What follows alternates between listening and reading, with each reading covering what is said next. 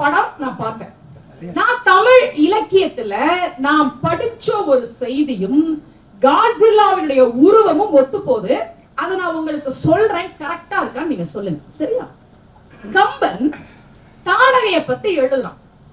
தாடகையை பத்தி எழுதும் போது சொல்றான், சிலம்புகள் சிலம்பிடை செரித்த கடலோடும் நிலம் புக மிதித்தனல், நெளித்த குழி வேலை சலம் புக அனல் தருகன் அந்தகனும் அஞ்ச பிளம்புக நிலைக்கிரிகள் பின் தொடர வந்தாள். கால்ல சிலம்பு போட்டிருக்கான். அந்த சிலம்புல முத்து இருக்கும்ல, அந்த முத்தா எதை போட்டிருக்கானா மலைகளை எடுத்து போட்டிருக்கலாம். காலில இருக்கக்கூடிய சிலம்புல இருக்கக்கூடிய முத்து மலைகளா இருந்துச்சுன்னா அவ எவ்வளவு உயரம் இருப்பான். நிலம் புக மிதித்தனல், நிலத்துல காலை வச்ச உடனே அந்த இடம் அப்படியே புளியாகுதான். கடல் தண்ணி எல்லாம் போய் சேர்ற அளவுக்கு ஒரு பள்ளம் வருதான். படத்துல காட்ஸில்லா காலை வச்ச உடனே அந்த இடம் பள்ளமாகுதா இல்லையா நீங்க சொல்லுங்க. நீலை கிரிகள் பின்தொடர வந்தாள். அவ வந்துகிட்டே இருக்கிறான், பின்னாடி இருக்கிற பெரிய மலையெல்லாம் ஆடி ஆடி ஆடி ஆடி இடிஞ்சு விழுதான்.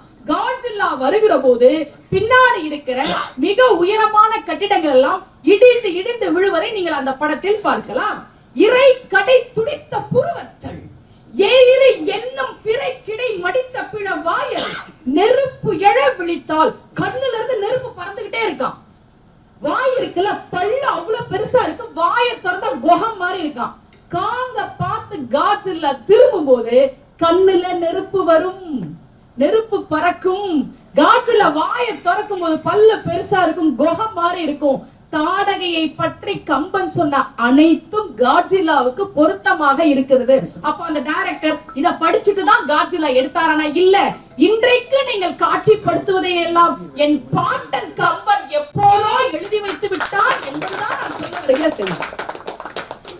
நாம படம் பார்த்துட்டு இன்னும் படம் இப்படி எல்லாம் எடுக்க மாட்டேன்றாங்களே, அன்னைக்கே நம்ம பாட்டை எழுதி வச்சுட்டு போயிட்டோம்.